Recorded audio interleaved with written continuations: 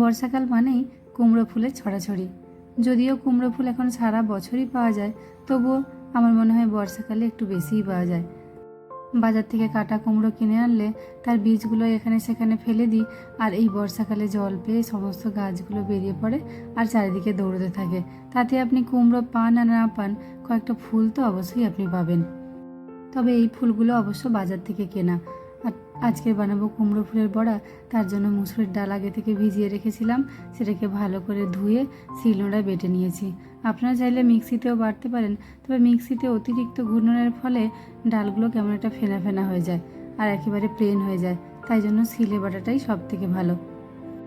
কোনো কিছু জিনিস বাটাবাটি করার হলে আমি মিক্সি থেকে শিলটাই বেশি পছন্দ করি, সে রোজকারের মশলাই হোক আর মাঝে মধ্যে এই ডালই হোক না কেন। ডালটা একেবারে প্লেন না করে একটু আধ বাটা করে বেটে নিয়েছি।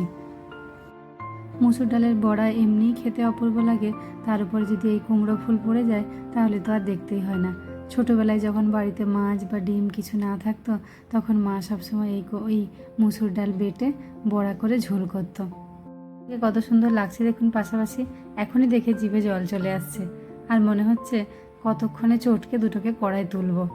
এবার ওই বেটে রাখা ডালটার মধ্যে একটু বেশি পরিমাণে পেঁয়াজ আর কাঁচা লঙ্কা আর একটু নুন দিয়ে কুমড়ো ফুলগুলো দিয়ে ভালো করে মাখিয়ে নেব।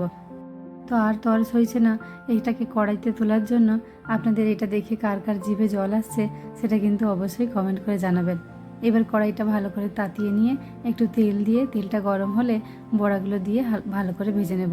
এক পাশ ভালো করে লাল হয়ে গেলে অন্য পাশ উল্টে দু পিঠ ভালো করে লাল লাল করে ভেজে নেব।